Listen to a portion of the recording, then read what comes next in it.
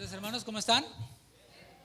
Qué bueno, nos da mucho gusto verles a todos. Gracias a Dios por la bendición que nos da de estar un día más, un año más que celebramos esta fecha. Nos unimos junto con este país en el cual agradecemos a Dios por todas las bendiciones que le ha traído a nuestras vidas. Y como lo cantábamos hace un momento, hace unos minutos, ha sido gracia sobre gracia, ha sido solamente su gracia. Y aún ese canto que cantábamos precisamente, aún en el desierto, el Señor está con nosotros y habla a nuestro corazón. En ningún momento el Señor nos ha abandonado. A cada momento el Señor ha estado con nosotros, aún en los momentos de aflicción en los que parece que vamos solos y solo se ven nuestras pisadas, son en realidad las pisadas del Señor cargándonos a nosotros. Así que damos gracias a Dios por eso. Y hoy vamos a hacer una pausa en la serie que estamos llevando viernes a viernes, que es los valores del reino. Y hoy vamos a ver un tema especial, alusivo a esta fecha que celebramos el día de ayer. Yo sé que lo traemos fresco y traemos todavía el estómago lleno de pavo, ¿verdad? Y hay más. La hermana iba a decir, levanta sus alas en vez de levante sus manos, ¿verdad? De tanto pavo que hemos comido. Pero vamos a la palabra de Dios, Salmos capítulo 100. El título de esta enseñanza es Exhortación a la gratitud. Exhortación a la gratitud. Y vamos a estudiar el Salmo 100 completito. Vamos a ver todo el Salmo 100, no el 119, pero sí el Salmo 100. Vamos a verlo todo completo. Y lo leemos, después oramos. Dice Salmo 100, cantad alegres a Dios, habitantes de toda la tierra. Servid a Jehová con alegría, venid ante su presencia con regocijo. Reconoced que Jehová es Dios, Él nos hizo y no nosotros a nosotros mismos. Pueblo suyo somos y ovejas de su prado. Entrad por sus puertas con acción de gracias, por sus atrios con alabanza.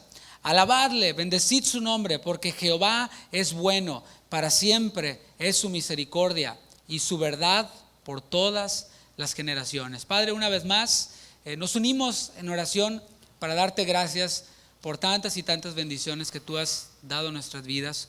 Hoy meditaremos en lo que tú tienes para decirnos en tu palabra, pues tú en tu palabra nos exhortas a que te demos gracias. Nos exhortas a que te alabemos y nos das muchos motivos para que lo hagamos. Queremos, Señor, agradecerte por estas bendiciones y también disponernos para escuchar tu palabra. Gracias por ella, porque ella es verdad, porque ella es útil, porque ella nos reprende, nos exhorta, ella nos edifica. Y es lo que queremos, Señor, ser edificados por ella, ser exhortados por ella, ser transformados por medio de ella. En tus manos ponemos este tiempo, Señor, en el nombre de Jesús. Amén, amén. Acabamos de leer un salmo entero, el Salmo 100, y este salmo inicia, y en realidad todo el salmo es una exhortación. Hay diferentes tipos de salmos en la Biblia, no voy a dar toda una clase acerca de los salmos, pero podemos ver, lo que sí podemos ver es que en el pueblo de Israel, en el pueblo de Dios, la música, el canto, la expresión de alabanza es muy importante. Lo era y lo sigue siendo porque Dios no ha cambiado. Vemos que en este salterio o himnario del pueblo de Israel hay 150 canciones, 150 salmos que nos han quedado a nosotros para enseñanza, porque es lo que dice la palabra, que las cosas que se escribieron han sido escritas para nuestra enseñanza. Y también dice que toda la escritura habla de Cristo. Jesús mismo lo dijo: escudriñen las escrituras porque ellas dan testimonio de mí y en ellas hay vida eterna. Así que en este salterio, en este himnario, en estos cantos, pues hay muchas categorías, o varias por lo menos, y este es uno de esos salmos que son de invitación, de exhortación.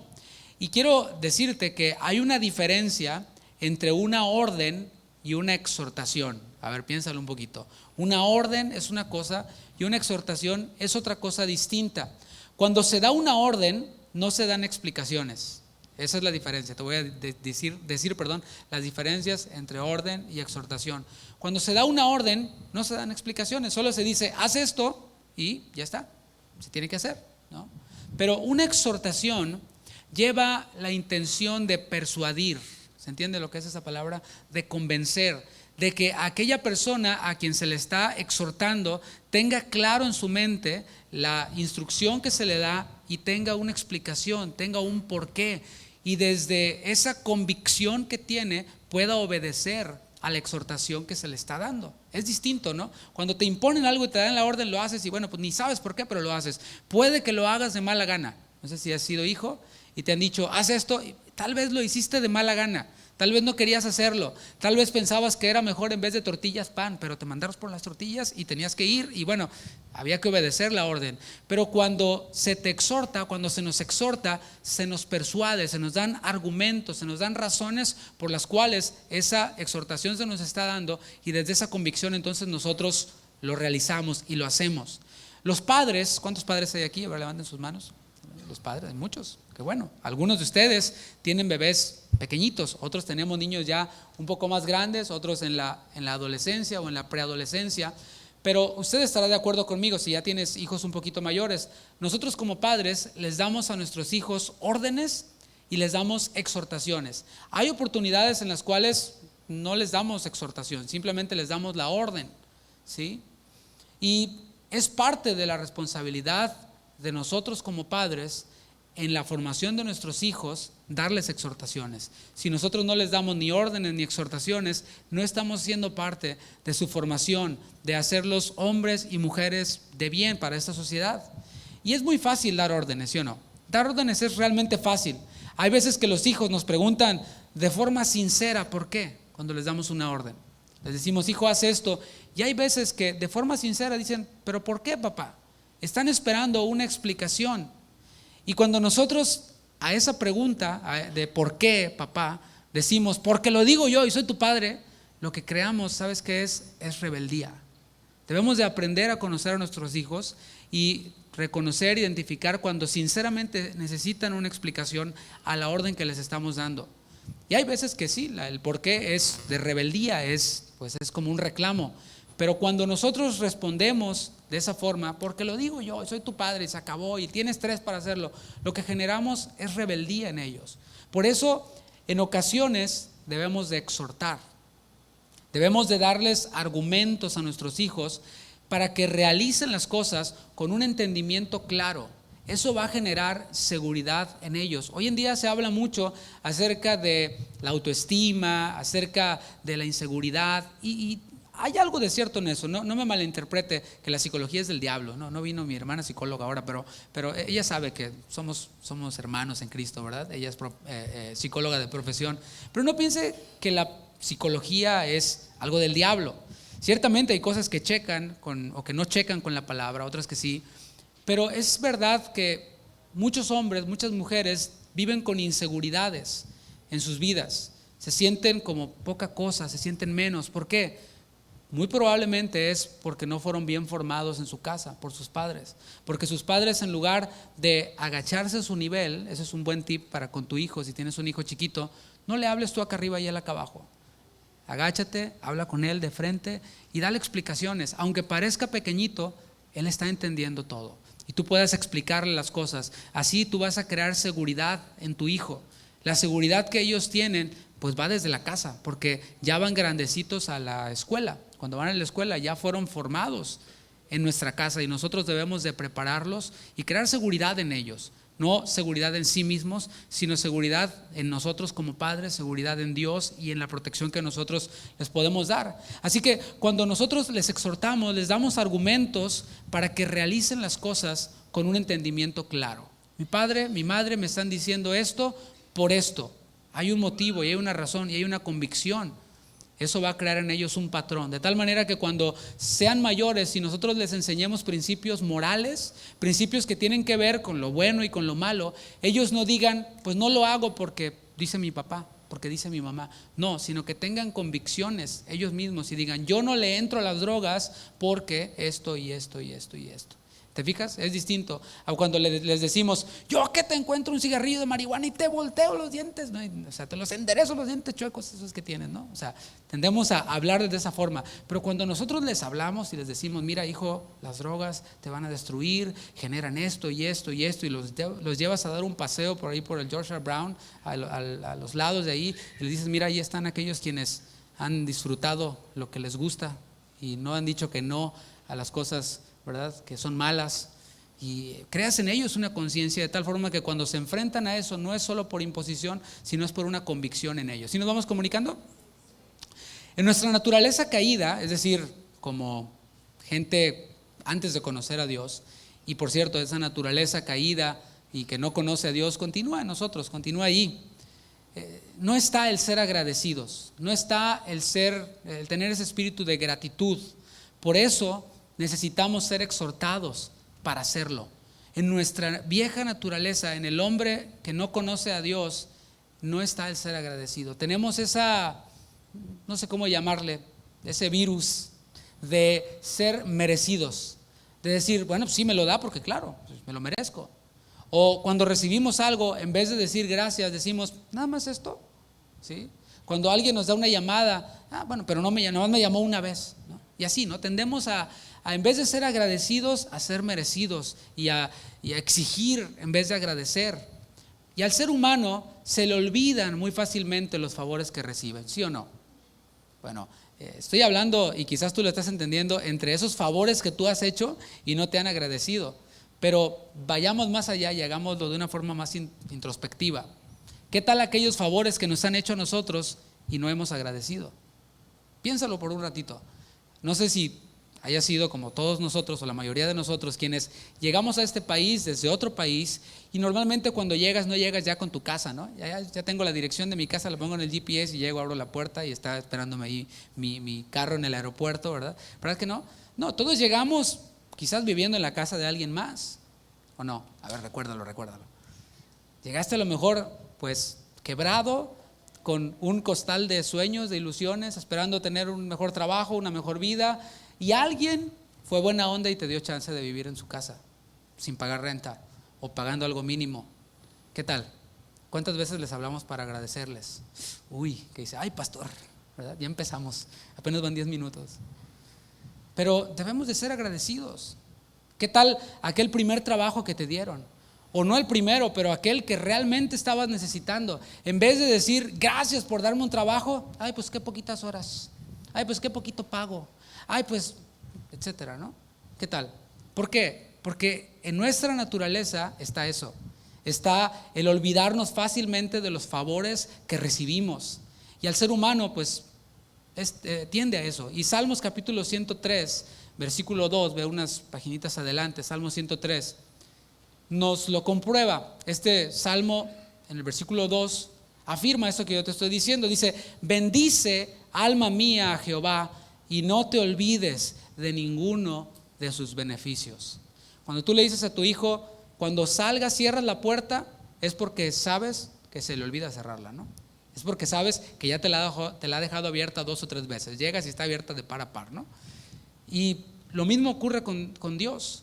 Aquí el salmista se está hablando a sí mismo y está diciendo, bendice alma mía a Jehová. O sea, él mismo está diciéndose a sí mismo, ¿verdad?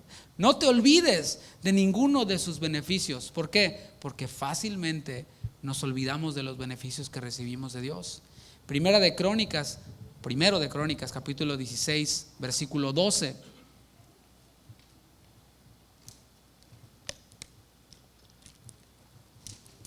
Dice, haced memoria de las maravillas que ha hecho Dios, de sus prodigios y de los juicios de su boca. Haced memoria recuérdenlos. Recuerden que las maravillas que Dios ha hecho, cantábamos hace un momento, grandes son tus obras, tus proezas, tus milagros son grandes. Y necesitamos cantárnoslo. No es que a Dios se le olvidan sus atributos y necesita que se los estén recordando. Somos nosotros quienes necesitamos recordarnos a nosotros mismos y al que está al lado y a otro lado. Grandes son las obras de Dios. Él ha hecho maravillas. Hagan memoria de ellos, de sus prodigios y de los juicios de su boca. Por cierto, el juicio más grande que Dios emitió fue sobre su Hijo Jesucristo y fue a favor de nosotros. Así que pues hagamos memoria de eso, recordémoslo. Y en este salmo, el Salmo 100 que estamos viendo, el salmista, por cierto, inspirado por Dios, nos exhorta y nos manda, o sea, usa los dos lados de la moneda, la exhortación y el mandamiento. Nos exhorta y nos manda a que seamos agradecidos.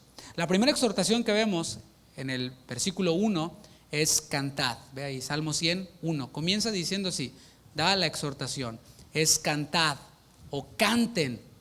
Lo primero que viene a nuestra mente cuando leemos esa palabra cantar, ¿qué es? O cantad. Música, ¿no? ¡Qué maravilla! Y es correcto, tiene que ver con música. Una definición muy básica de música, y créeme que me quebré mucho la cabeza para hacer esta definición corta porque fue mi carrera, así que podría hablarte mucho de ello, pero voy a enfocarme solamente en una definición corta.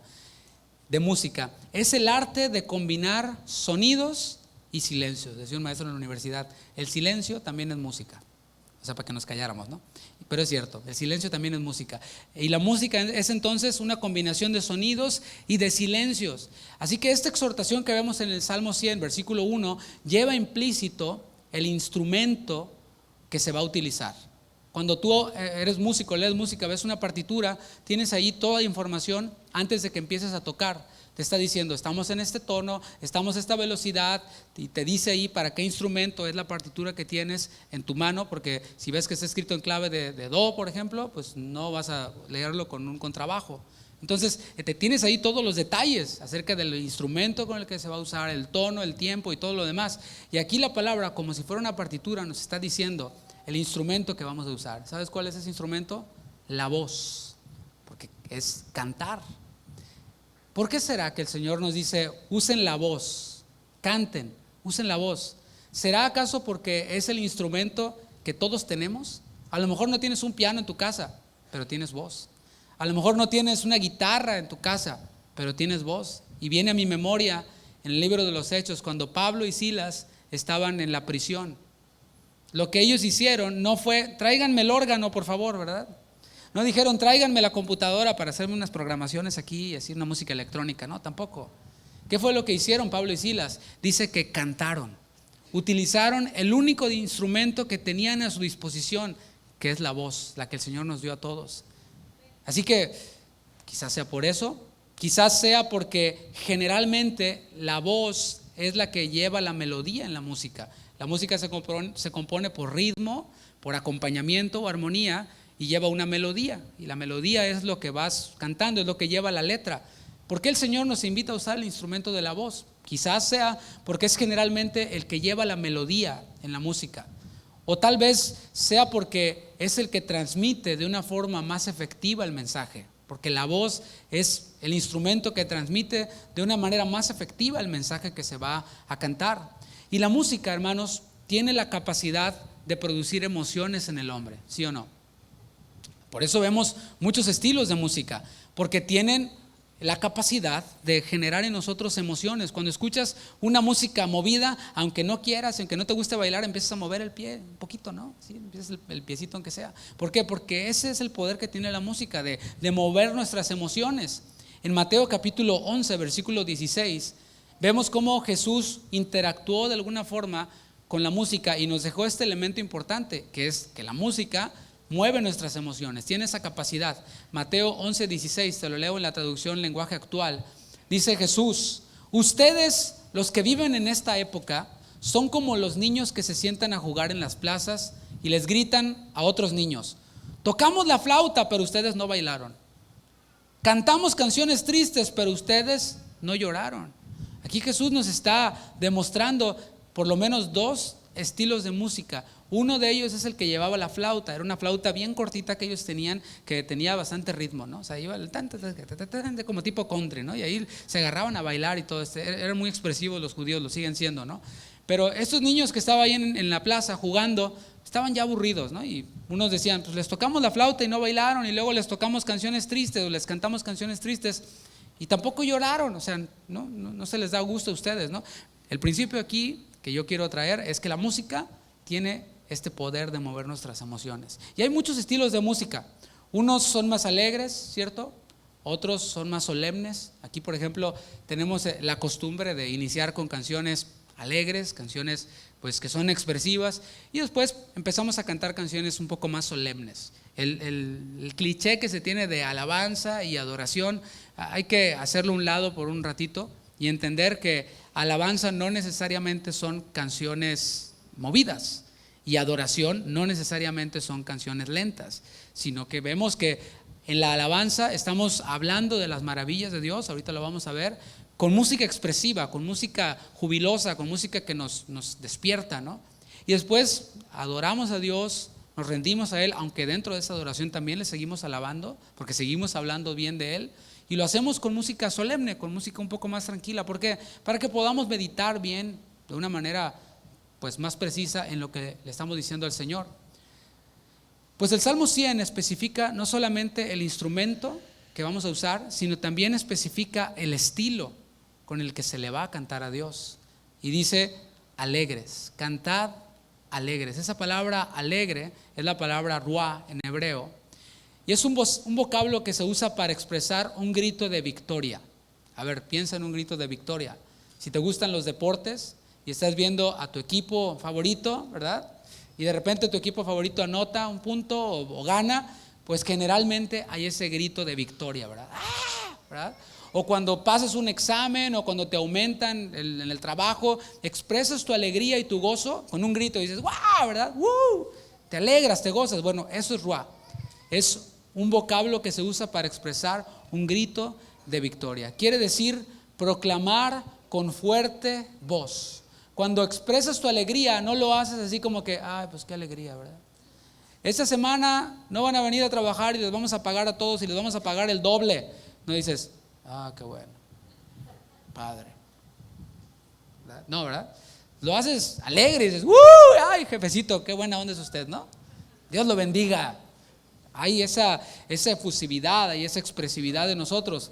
También especifica a quién va dirigido el canto, porque podemos cantar alegres y hacerlo para otra ocasión, ¿verdad? Hacerlo, no sé, quizás no necesariamente algo malo, pero quizás porque estás celebrando la independencia de tu país o estás celebrando el cumpleaños. Cuando alguien cumple años, le cantas el feliz cumpleaños, ¿no? En México cantamos las mañanitas y es un son pues que lleva implícito alegría y festividad, festejo para quien está cumpliendo años. Pero aquí en el Salmo 100 nos está diciendo, canten, usen su voz, háganlo alegres, pero háganlo a Dios. Y especifica quiénes son los destinatarios de la exhortación, porque no le podemos decir a cualquiera esta exhortación. Si le dices a un ateo, canta alegre a Dios, te va a decir, te pasa, ¿no? Aquí se le está exhortando a los habitantes de toda la tierra, a los habitantes de toda la tierra. Todos, hermanos, somos líderes en algo. ¿Cuántos dicen amén? Todos somos líderes en algo, aunque no lo creas. Si eres ama de casa, pues estás sobre tus hijos, tienes liderazgo sobre tus hijos, tienes autoridad sobre tus hijos. Pero nuestra autoridad está limitada. O sea, ahorita el ejemplo que yo daba, yo como director de alabanza, si le digo a un ateo, canta a Dios alegre, pues estás loco. Pero solo Dios tiene la autoridad para dar órdenes a los habitantes de toda la tierra. ¿Por qué? Pues porque Él la hizo, porque le pertenece a Él. Dice Salmos 24:1, de Jehová es la tierra y su plenitud, el mundo y los que en él habitan. Le pertenecen a Dios. Nuestra autoridad está limitada, pero la autoridad de Dios no tiene límites, porque Él creó los cielos, la tierra, el mundo, todo lo que en el mundo hay y habita. Lo hizo Él con el poder de su palabra. Dice el versículo 2, servid a Jehová con alegría, venid ante su presencia con regocijo. Ahora está introduciendo otro tema, otra cosa. Primero habló de canto, de alegría, dirigido para Dios, dirigido de manera universal, pero ahora está introduciendo un término que es el término servir. Dice, servid a Jehová con alegría. Servir viene del hebreo abad, A, B de bueno, A, D de Daniel, abad, y significa cultivar, significa trabajar. Eso es lo que significa servir. Cuando hablamos de servir, hablamos de cultivar, hablamos de trabajar. Entonces Dios tiene la autoridad para decirles a los habitantes de toda la tierra, cántenme, alábenme, háganlo alegremente y sírvanme. ¿Qué te parece? Y creo que eso tiene que ser revelador para nosotros, porque normalmente nosotros limitamos el servicio únicamente al templo y únicamente, no sé por qué, a estar en la alabanza o en predicar. Ese es como que el trending topic, ¿no? Eso es lo más popular. No es que yo sirvo a Dios. Ay, ¿en qué grupo de alabanza cantas? No, pues, bueno, entonces, ¿en qué predicas? No, o sea, aquí vemos que el Señor introduce de manera universal el servicio para Él, para los habitantes de toda la tierra. Y escucha ese principio, todos los habitantes de la tierra somos siervos por naturaleza. Dios nos diseñó para ser siervos de Él, para hacer su voluntad. Desde el primer hombre y la primera mujer que se crearon antes de pecar, ya estaba en el diseño de Dios que le sirvieran, que hicieran la voluntad de Dios. Originalmente, estos siervos de Dios, Adán y Eva, lo hacían de manera plena, lo hacían en plenitud, lo hacían en santidad, lo hacían en perfección, hasta que ingresó el pecado al mundo. El hombre trabaja para hacer lo malo ahora. Sus pies se apresuran para hacer el mal, como dice Isaías 59:7. Los pies del hombre caído después del pecado se apresuran para hacer el mal. Y todo trabajo recibe una retribución. Eso es así. La paga del pecado, dice la palabra, es muerte. Así que vemos por un lado el diseño original de Dios de que el hombre fuera su siervo. Entró el pecado, corrompió todo y ahora el hombre es siervo, es esclavo del pecado. Y ese pecado, ese trabajo por el pecado produce la muerte. Y Dios les hace un llamado a los habitantes de toda la tierra para que le sirvan únicamente a Él. Servir, hermanos, es una decisión. Diga decisión. Josué dijo en Siquem: escojan hoy a quién van a servir. Esto está en Josué capítulo 24 versículo 15. Dijo Josué: escojan a quién van a servir. ¿Por qué? Porque servir es una decisión. Cada persona, cada individuo es responsable de a quién va a servir. Y solamente hay dos: o sirves al pecado o sirves a Dios. No hay puntos neutrales. Si no estás sirviendo a Dios, adivina quién está sirviendo: el pecado. Hay solo de dos. Pero ya vimos cuál es la paga del pecado: de servir al pecado. Pero por otro lado, la dádiva de Dios, el regalo de Dios, es vida eterna. Así que cada uno tiene la decisión de servir a Dios o servir al mundo. Romanos capítulo 6 versículo 18. Esto va para aquellos quienes hemos creído en el Señor. Dice: y libertados del pecado, vinisteis a ser siervos de la justicia. Allí vemos que no hay neutralidad. Éramos esclavos del pecado, teníamos la obligación de obedecer a nuestro amo y Señor el pecado. Entonces el Señor, a través de su Hijo Jesucristo, nos rompió las cadenas y dice: ya no son esclavos del pecado. Y no es así como que ahora estoy en un punto neutral. No, ahora viniste a ser siervo de la justicia, siervo de Dios. Esto implica el servicio que hacemos para Él en el templo, pero también implica todo trabajo que hagamos. Todo trabajo que hagamos debe de ser dedicado, santificado para Él. Todo lo que hagamos. Dice Colosenses capítulo 3 versículo 23 al 24. Colosenses 3, 23 al 24. Dice: y todo lo que hagáis, hacedlo de corazón. Mira, podríamos hacer toda una predicación de aquí. Y todo lo que hagáis, ¿qué incluye eso? ¿Alguien conoce el griego y sabe lo que quiere decir todo? Pues quiere decir todo. En griego y en totonaco y en cualquiera, en otomí, en el que quieras. Todo es todo. Todo lo que hagas, todo, o sea, lavarme los dientes en la mañana, sí, claro. Desayunar, sí, o sea, todo. Todo lo que hagas, hazlo de corazón, como para el Señor. Cuando vas a trabajar, hazlo como para el Señor. Y eso va a reducir las quejas. Ay, pues es que este trabajo es muy pesado. Es que en este trabajo me pagan muy poco. Es que este trabajo, es que este país en el que vivo. Es que eso va a reducir la queja. Cuando nosotros vivimos a la luz de Colosenses 3:23. Todo lo que hagas, hazlo de corazón, como para el Señor y no para los hombres. Si vas a ayudar a alguien, hazlo como para el Señor y no para los hombres. ¿Qué tal? Pero el mundo te dice todo lo contrario. Todo lo que hagas, hazlo para que te vean. Hazlo para que te aplaudan. Hazlo para que te reconozcan. Hazlo para que tengan de ti un concepto de que eres un hombre piadoso, un hombre bueno, un hombre justo, un hombre recto, aunque en lo oculto seas de lo peor. Pero Dios dice: no. Todo lo que hagas, hazlo como para el Señor y no para los hombres. Y dentro de unas semanas más vamos a ver, dentro del Sermón del Monte, que no sepa tu derecha lo que hace tu izquierda. Cuando ayudes, no toques trompeta como hacen los fariseos, que aman el ser vistos de ahí por todos y digan: wow. No, tú calladito, chitón, ¿verdad? En griego.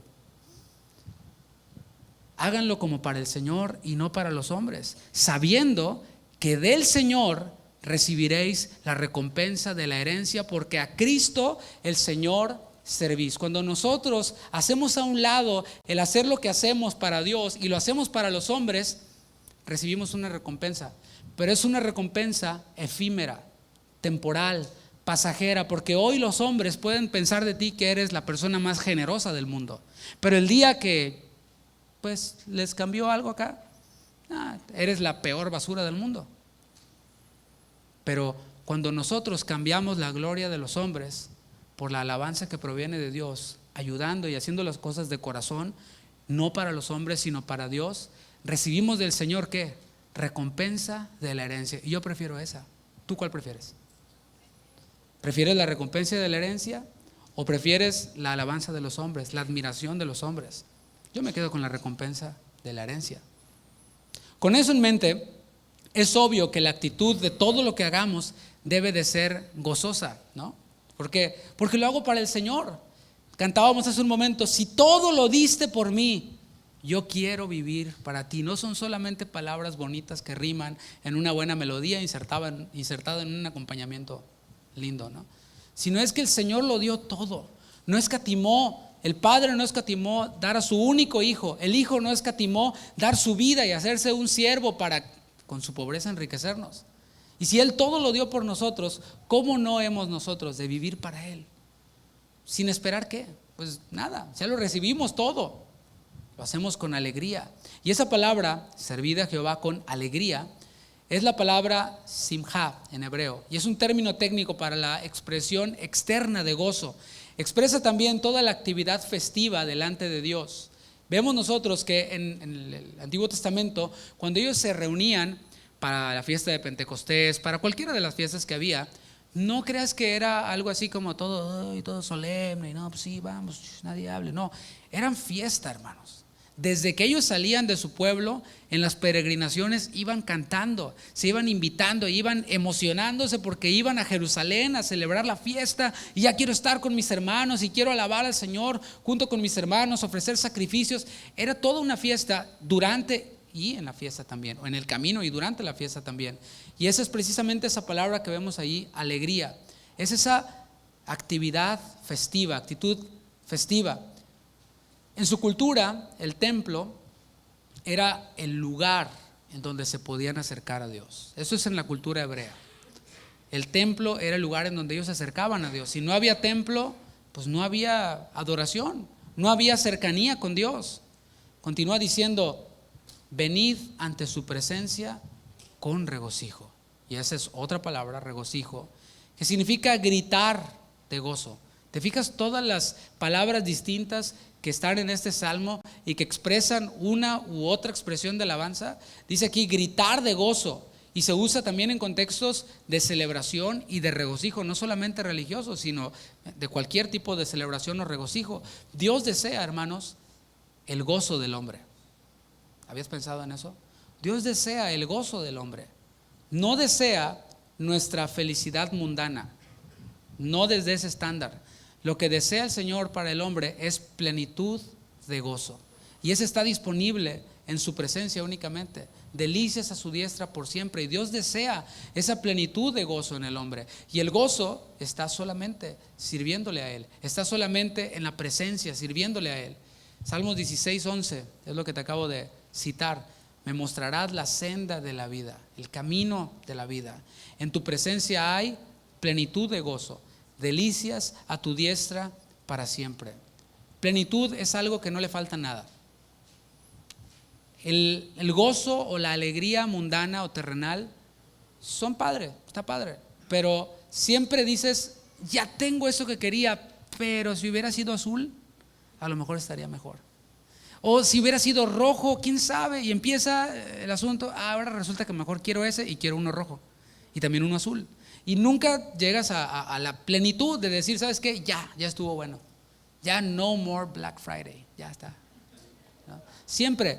Y la tecnología avanza y te hace ver tu teléfono iPhone 7 como ya es una vergüenza, ¿no? Ya ni lo saco porque ya van en el 11 y yo tengo el 7. ¿Por qué? Porque en la tecnología no hay plenitud, porque en las cosas terrenales no hay plenitud.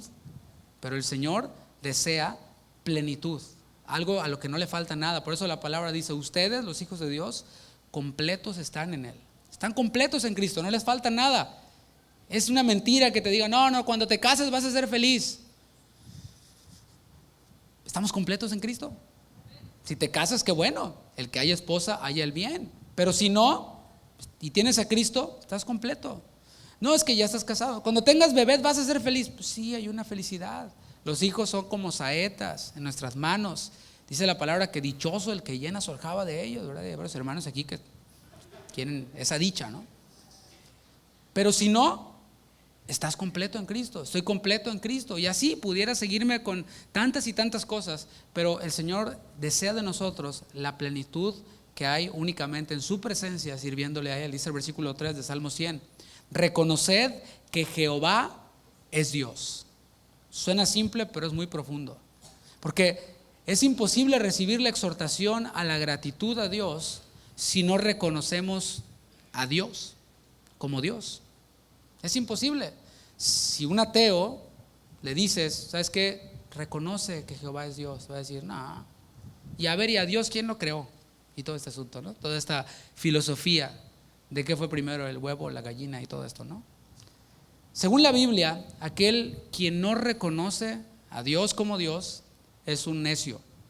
Eso dice Salmos 14:1. Dice el necio en su corazón, no hay Dios. O sea, es un tonto, para que me entiendas. Y lo dice la Biblia, ¿eh? No me voy a reclamar a mí, reclámale a la Biblia. Continúa diciendo, Él nos hizo y no nosotros a nosotros mismos, porque es imposible recibir la exhortación a la gratitud si no lo reconocemos como Dios y como creador. Porque hay quienes dicen, sí, hay un Dios, pero todo se hizo de una explosión, pero venimos del chango y todo este asunto. Eso revela, ¿sabes qué? Autosuficiencia. Eso revela soberbia, orgullo, arrogancia. Decir que Dios no creó todas las cosas, que Dios no es creador. Primera de Corintios capítulo 4, versículo 7. No hay nada, esto es la traducción del lenguaje actual, no hay nada que los haga ustedes más importantes que otros. Hablando de la arrogancia, de la soberbia. Aquel quien se niega a reconocer a Dios como Dios y a Dios como creador es un soberbio. Y la Biblia te dice, no hay nada que te haga más importante que otros. Todo lo que tienes, aún quien no es creyente, el aliento que respiras, el aire que respiras, todo lo que tienes lo has recibido de Dios. Todo. Si abres tus ojos y parpadeas y tu corazón está palpitando, lo has recibido de Dios. Y si todo se lo debes a Él, también ustedes creyentes, ¿por qué presumen como si ustedes solos lo hubieran conseguido? Ahí está el problema de la ingratitud, de que pensamos que lo que tenemos lo tenemos porque lo hemos ganado con el sudor de nuestra frente. Pero te pregunto, ¿y quién te puso el sudor en tu frente? ¿Quién te dio el aire para que respiraras? ¿Quién te dio la fuerza para que trabajaras? ¿Quién te dio el intelecto para que aprendieras lo que aprendiste y ahora haces en tu trabajo? Todo, dice la palabra, lo han recibido de Dios. Todo se lo deben a Él. El soberbio no agradece a Dios. Lo he puesto en otras oportunidades como ejemplo de un familiar mío, quien en algún momento, en una charla casual, yo estaba estudiando y estaba ya acercándome al final de mi carrera y me dijo, oye hijo, ¿y cómo vas en la escuela? No, pues bien, ya casi termino, gracias a Dios. Le dije yo, ¿no? Me dijo, ¿gracias a Dios? Gracias a ti. Tú eres el que se levanta temprano en la mañana para ir a la escuela, tú eres el que hace los exámenes, tú eres el que hace las tareas, tú eres el que, etcétera, etcétera, etcétera.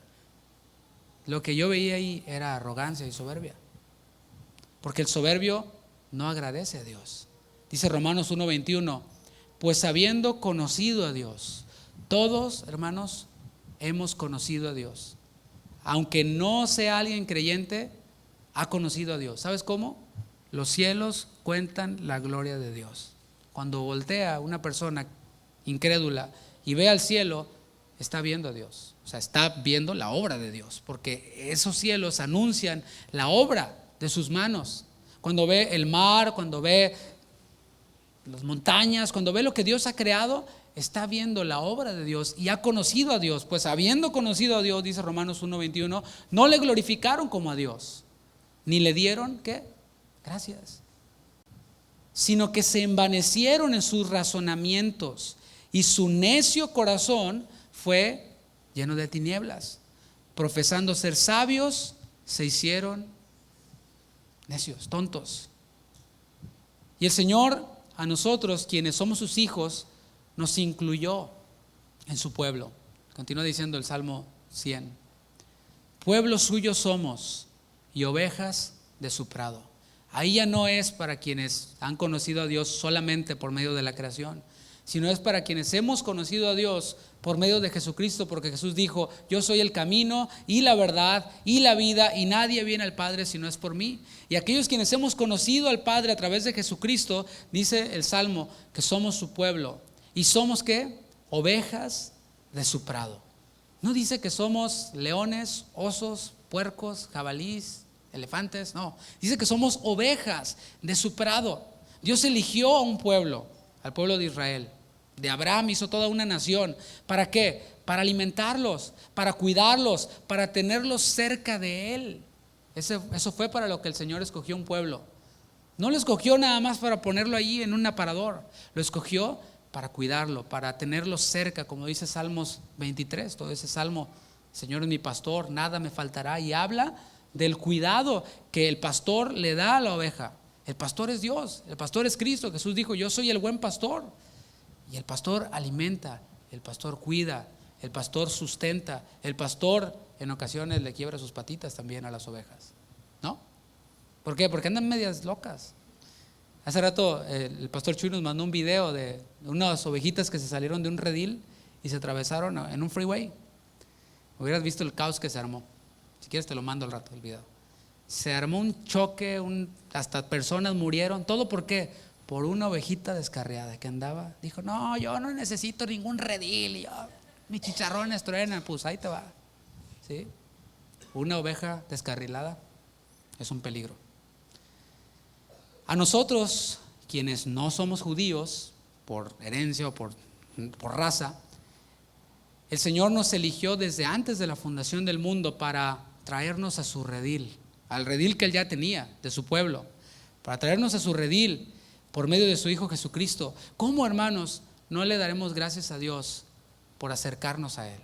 Cuando legítimamente no pertenecíamos. Dice la palabra: ustedes que no eran pueblo, o sea, los gentiles, nosotros, porque no creo que aquí haya ningún judío, ¿verdad?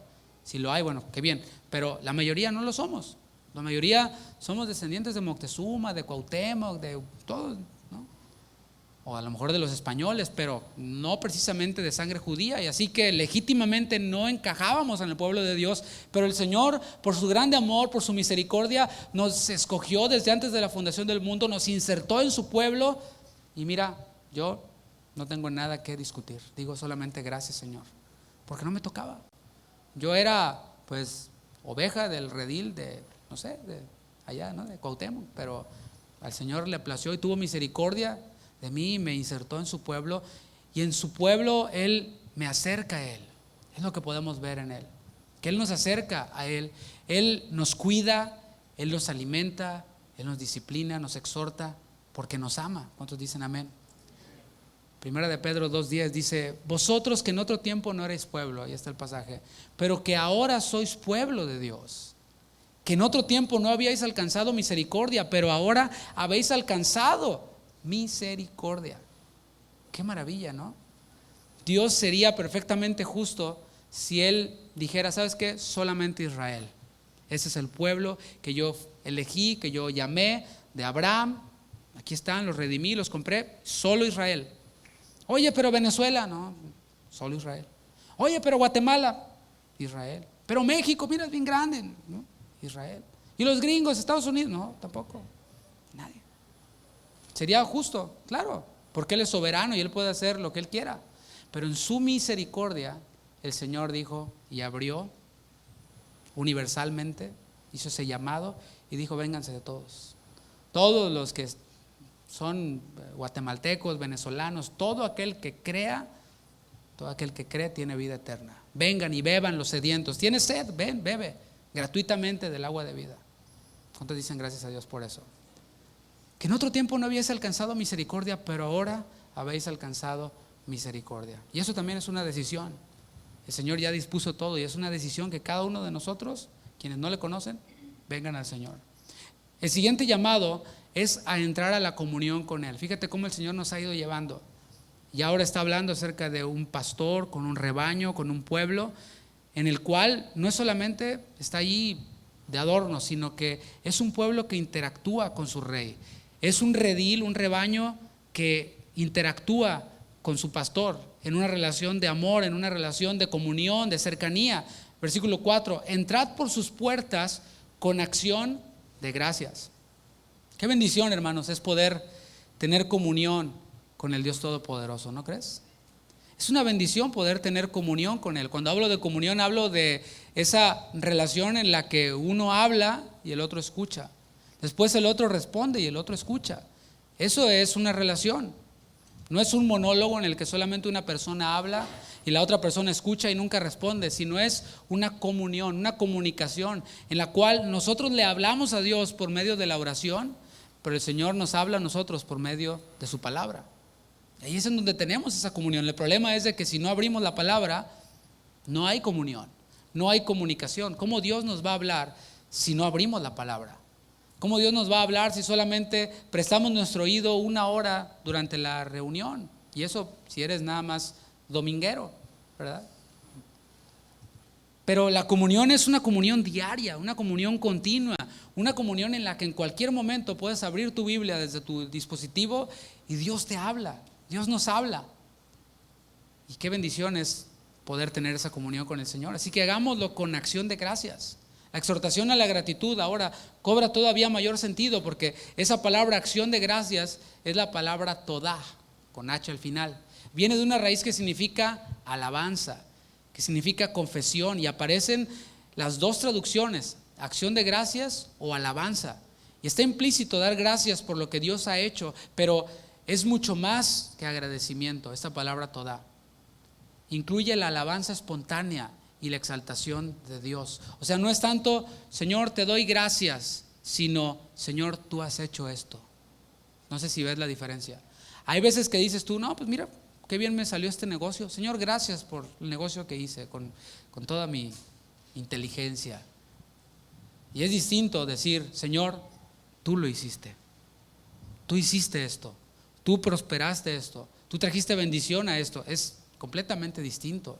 Y eso es lo que todá significa. Continúa diciendo, entrad por sus atrios con alabanza. Ahí hay otra palabra, alabanza. Es la palabra tejilá. De hecho, la casa de oración en Bakersfield, en California, así se llama casa de oración tejilá. Y habla de un acto de adoración pública. Es un acto público. Y continúa diciendo, alabadle, bendecid su nombre. Cuando nosotros vivimos de acuerdo a la voluntad de Dios, bendecimos su nombre. Eso es lo que quiere decir ahí. Cuando la palabra dice bendigan su nombre, no está solamente diciendo, valga la redundancia, digan bendito eres tú Dios, sino que está diciendo vivan de acuerdo a la voluntad de Dios, vivan en obediencia a Dios. Cuando nosotros vivimos en obediencia a Dios, haciendo su voluntad, renunciando a nuestros proyectos, a nuestros planes, poniéndolos en manos de Él y haciendo lo que Él nos dice que hagamos, estamos bendiciendo su nombre, estamos dándole el honor debido a su nombre. El versículo 5 es como una lluvia con argumentos que presentan la naturaleza de Dios manifestada a nosotros. O sea, Dios se reveló a nosotros por la creación, pero no solamente a través de la creación, sino a través de muchas otras cosas. Lo vemos aquí, versículo 5, porque Jehová es que bueno. Y como siempre te lo he dicho, siempre que veas Dios es bueno, vas a ver a un lado ¿qué? Su misericordia, porque Dios es bueno, para siempre es su misericordia, siempre que lo veas en la Biblia, y su verdad por todas las generaciones. Aquí está esta lluvia de argumentos que nos hablan acerca de la naturaleza de Dios que se ha manifestado a nosotros. Primeramente dice que Él es bueno, tenemos un Dios bueno. Diga, Dios es bueno. ¿Por qué? Mira, por si fuera poco, porque hace salir el sol. Dios hace salir el sol. Dios nos da oxígeno para respirar. Dios hace llover y hace que deje de llover. ¿Qué tal? A lo mejor eres muy inteligente, a lo mejor eres muy rico, muy poderoso, pero a ver, haz que ya no llueva cuando está lloviendo. No se puede. Él es quien deja que la sangre fluya por nuestras venas, aunque a veces nosotros la tapamos con McDonald's, pero Él hace que la sangre fluya por medio o en nuestras venas. Es Él.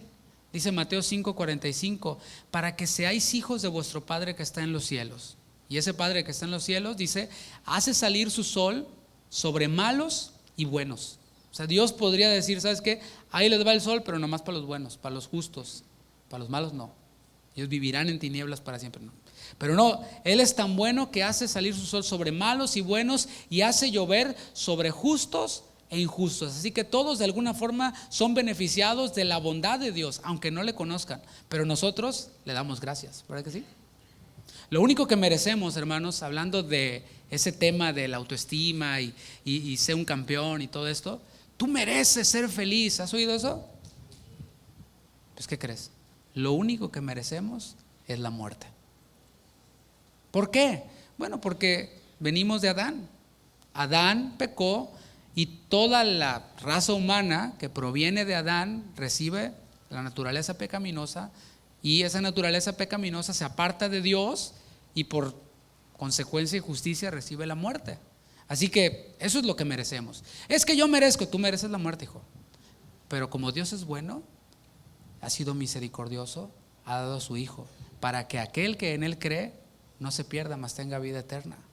Su bondad se magnifica, ¿sabes cómo? Al pasar por alto la maldad de los hombres. Y ese es otro tip para nosotros como padres. ¿Debemos disciplinarlos? Sí, claro, lo dice la palabra una y otra vez. Pero también debemos de imitar a Dios siendo misericordiosos con nuestros hijos y decirles, hijo, te tocaba, te lo ganaste a pulso, pero como Dios es misericordioso conmigo, yo voy a ser misericordioso contigo. Pero valora esta misericordia. Ahí está la misericordia en tus manos. Valórala, porque la próxima vez, así como el policía cuando te da un warning, cuando te agarra otra vez dentro del mismo mes, te lo da doble, hijo. Así que, hijo, ahí está. Tú sabes qué haces con la misericordia. Y el Señor ha magnificado su misericordia y su bondad al pasar por alto la maldad de los hombres. ¿Cuántos hombres malos están libres por ahí, felices, celebrando ahorita y ya van en la tercera botella de tequila? Felices ellos, cuando en la justicia de Dios podrían haber sido consumidos ya. Pero el Señor ha pasado por alto esa maldad. Y dice Salmo 103:10, no ha hecho con nosotros conforme a nuestras iniquidades. Por eso debemos de darle gracias también, porque no ha hecho con nosotros conforme a nuestras iniquidades. Iniquidad es una falla, iniquidad es una violación a una ley. Ni nos ha pagado conforme a nuestros pecados. Allí vemos la bondad y la misericordia de Dios, en que no nos ha pagado conforme a nuestros pecados, no ha hecho conforme a nuestras iniquidades. Pero si tú no eres hijo de Dios, déjame decirte que esa misericordia tiene un límite, que es cuando tu vida se acabe. Cuando tu vida se acabe ya no habrá oportunidad de misericordia. Y hubo un hombre rico quien murió, estaba en un lugar de tormento y le dijo a Abraham, dame chance de ir allá a decirles a todos. No, ya no se puede. Ya no se puede pasar de allá para acá.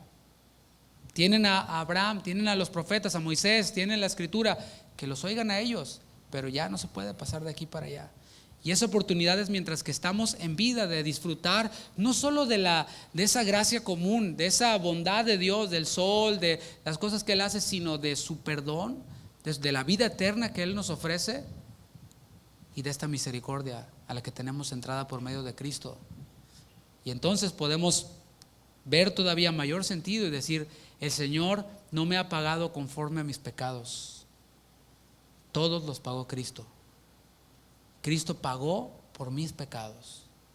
Platicaba mi padre esta mañana de un amigo suyo a quien yo conocí, quien ahora está muy enfermo, está ya, pues están prácticamente esperando a que fallezca. Y ese hombre fue un hombre muy malo, muy, muy malo. No te voy a decir todo lo que hacía, pero dejémoslo en que era muy malo. Y ahora él en esa cama, en ese lecho, dice, yo sé que lo que yo estoy viviendo me lo merezco, dice él, porque yo fui muy malo. Y llega un punto que le hemos presentado a Dios, que le han hablado del Señor, y él como que no alcanza a entender que Dios puede perdonar sus pecados. Dice, no, o sea, mira, yo me lo merezco, he sido muy malo, pero Dios te puede perdonar. Y él dice, ¿tú crees que Dios pueda perdonarme? ¿Qué dice usted? Dios puede perdonar todos los pecados. Aquel quien se arrepiente, se vuelve a Él. Esa es la misericordia de Dios. Pero el Salmo dice que su misericordia es para siempre, dice después, y su verdad. Ese argumento que tenemos ahí de la verdad de Dios revela su naturaleza. Dios es fiel, lo vimos la semana pasada. Todas sus promesas son en Él sí y en Él amén. Él no es como que dice, bueno, sí, pero mañana quién sabe. Hoy sí, pero ya el contrato cambió, ¿verdad? Ya subió la renta y todo este asunto, ¿no? No, el Señor es fiel. La palabra traducida aquí como verdad es la palabra emuná, y su significado básico es certeza, es fidelidad. Dios entonces es certero, Dios es fiel. Dice Salmos 33:4, porque recta es la palabra de Jehová y toda su obra es hecha ¿con qué? Con fidelidad. A ver, meditemos un poquito en eso. A lo mejor ahorita tú estás súper bien, no trabajaste ayer ni hoy, te pagaron los días, tuviste una rica cena en tu casa, rodeado de tu familia, maravilloso, te fuiste a Black Friday, te compraste un televisor, una computadora, un iPad, un iPhone, un iWatch, un ayayay, todo, ¿no? Pero, ¿qué tal cuando todo te está yendo mal? O sea, ahí cuando todo te está yendo bien, pues dices tú, ay sí, qué bueno es Dios conmigo. Dios es bueno. Me compré un iPad y lo subes al Facebook, ¿no? Pero ¿qué tal cuando no hay ni trabajo, ni parece como que vaya a haber? Y los biles llegan y llegan y llegan, y tú nomás pasas por el mailbox y ni lo quieres abrir porque ya sabes lo que hay ahí.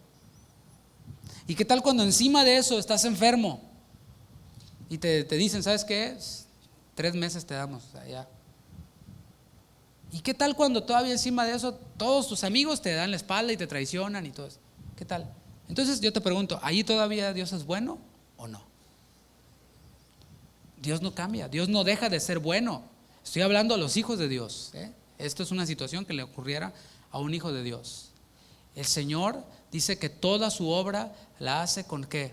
Con fidelidad. Cantábamos, aunque en el desierto estoy, o cuando en el desierto estoy, tú hablas a mi corazón. Y en esos momentos de aflicción, de dolor, de crisis, de enfermedad, debemos de decir, Señor, toda tu obra es hecha con fidelidad. Y tú estás permitiendo esto con un propósito. Es más bien, Señor, ¿cuál es el propósito que tú tienes con esto? Sin duda es que seamos más santos.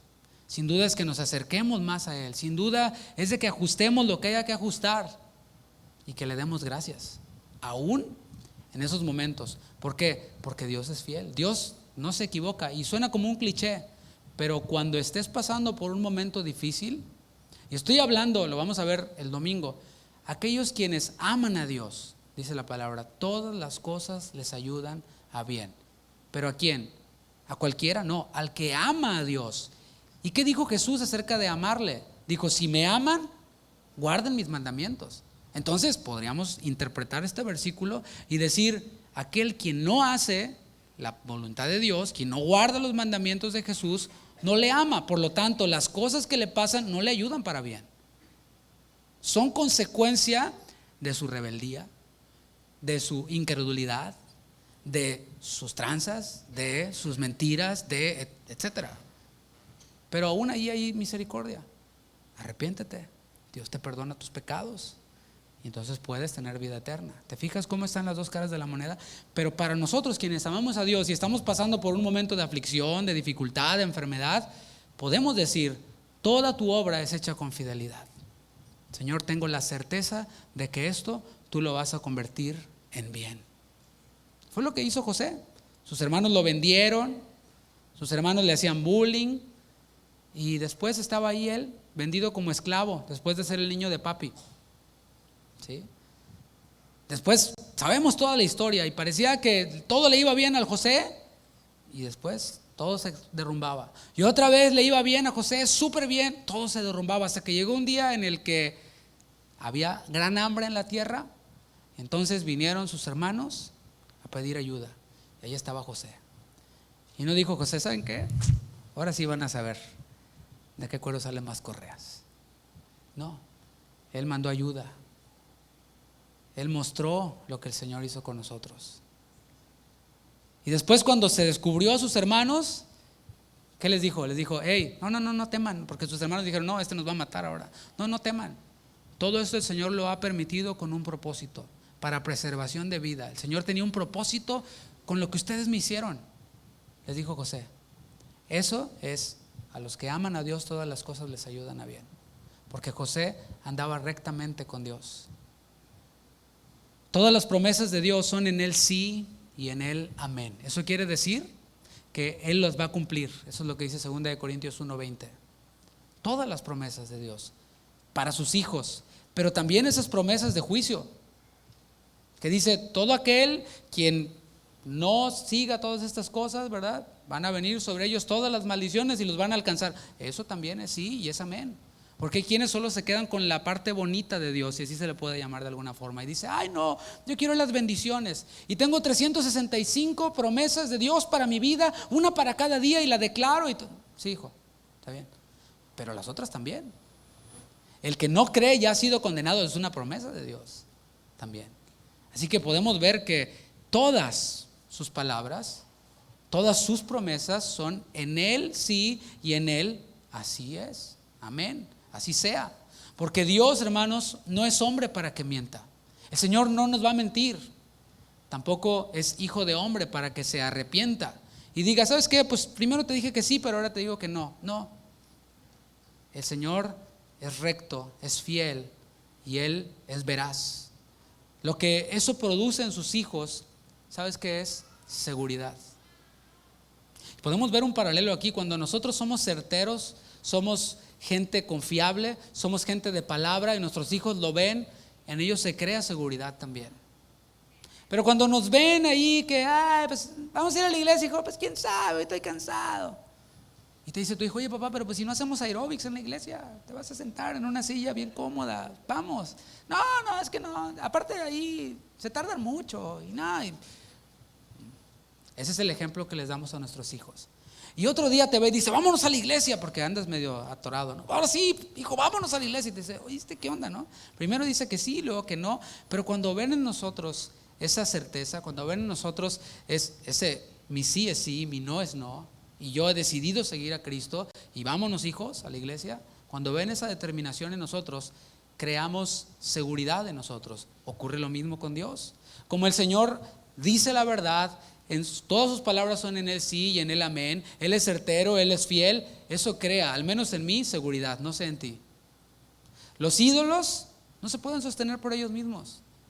Necesitan quienes los carguen, quienes los vistan, y todo este asunto. Pero mi Señor hizo los cielos, hizo la tierra, y Él me sostiene a mí, y eso me da seguridad. Pero sobre todo debe de producir en nosotros gratitud.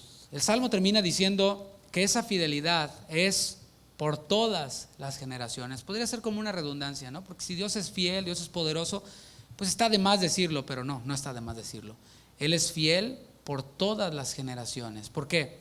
Porque Dios es eterno. Eso responde a la pregunta: ¿quién creó a Dios? ¿Conoces lo que es eternidad? No, pues no, porque eres un hombre finito, temporal. Pero Dios es eterno. Y eso significa que Él siempre ha sido, siempre es y siempre será. Él es eterno. Dice Apocalipsis 1, versículo 8: yo soy el alfa y la omega.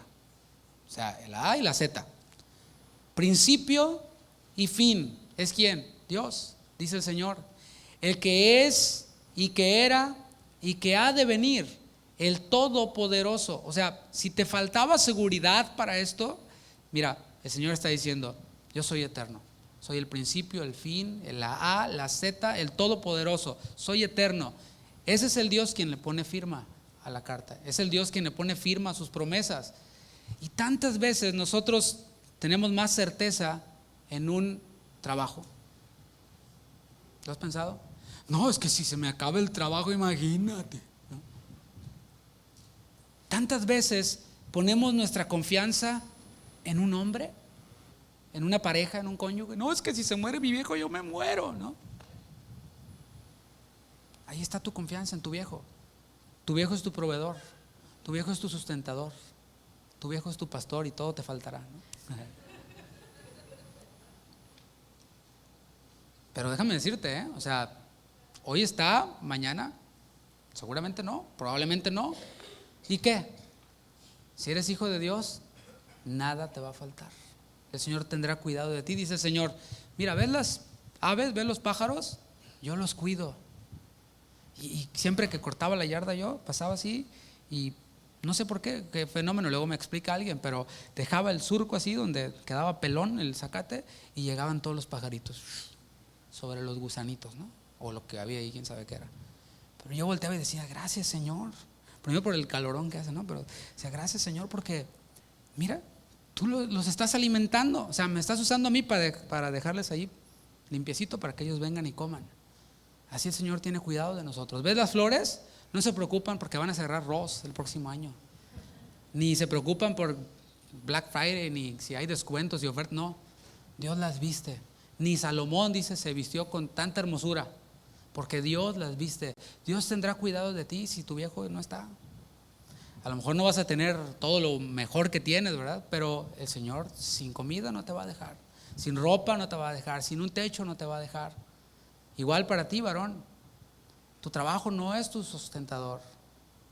El Señor es tu sustentador y es el quien te da ese trabajo. Y si no hay trabajo, Señor, pues tú tendrás algo más. Y si no, Señor, tú me estás haciendo que confíe todavía más en ti. Sería suficiente, hermanos, para concluir. Sería suficiente con que el Señor nos dijera, denme gracias, ¿no crees? Con que el Señor nos diera una orden y diga, denme gracias. Con eso sería suficiente.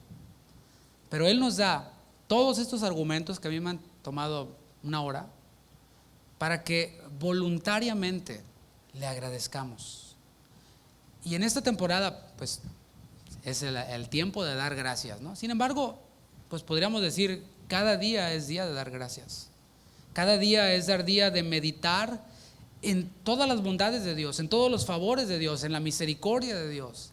Cada día. Y que lo hagamos de manera voluntaria.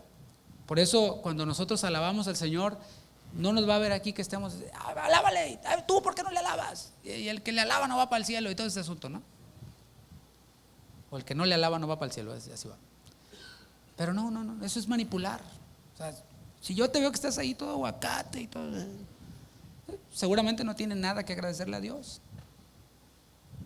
Seguramente cree que todo lo que tiene, el aire que respira, se lo hace él mismo y no tiene nada que agradecerle a Dios. Bueno, yo sí, yo le agradezco, yo le alabo. Pero el Señor nos da todos estos argumentos para que lo hagamos de manera voluntaria, de manera espontánea, de manera expresiva, no por lo que nos ha dado, no por lo que nos ha dado. A lo mejor tú dices, no, Dios me dio este año que está terminando, me dio una casa nueva, me dio un auto nuevo, me dio, qué sé yo. Pero no le agradecemos por lo que nos ha dado, sino por lo que Él es. Hay un canto bien antiguo que decía así, yo te alabo porque tú eres Dios, no por las grandes cosas que has hecho en mí. O sea, te alabo porque eres Dios, te agradezco porque eres Dios, no por lo que has hecho en mí, sino porque tú eres Dios. Porque si no hubieras hecho en mí este año una casa, un carro, etcétera, tú sigues siendo Dios y mereces toda la alabanza, sigues siendo digno de gratitud. Le alabamos entonces, le agradecemos por quien Él es y por lo que Él ha hecho. Le invito a que se ponga de pie y medite un segundo en estas palabras que hemos escuchado, en estos argumentos que hemos escuchado por parte de la palabra de Dios. No seamos como aquellos hombres en Lucas capítulo 17, quienes fueron limpiados por Jesús. Estaban llenos de lepra, fueron limpiados por Jesús. Y de esos 10, solamente uno regresó. Eso nos afirma que en nuestra naturaleza no está ser agradecidos. Pero solo uno regresó, y ese uno que regresó era el único extranjero, el único gentil, el único pues samaritano. Y regresó y Jesús dijo, pues no eran 10, ¿dónde están los otros 9? Bueno, no seamos como los 9, sino seamos como ese uno y digámosle, Señor, gracias. Levanta tus manos y exprésale con tus propias palabras. Tu gratitud, recuerda, no por lo que ha hecho, sino por quien Él es. Piensa en cada uno de los argumentos que hemos escuchado. Que Él es bueno, que es misericordioso para siempre, que Él es fiel, que Él es veraz, que Él es eterno. Señor, gracias, porque siendo el único Dios, te revelaste a mí por medio de tu Hijo. Porque siendo el único Dios, te revelaste, Señor, a mí, no solo como creador, sino como salvador, sino como sustentador. Gracias, Señor.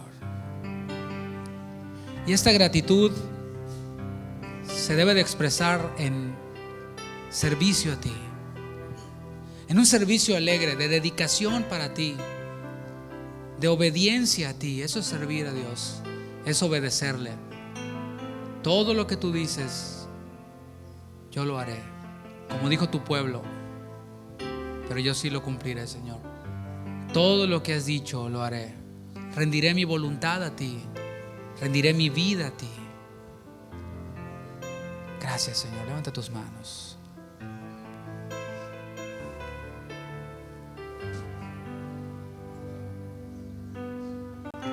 Eternamente agradecido estoy contigo,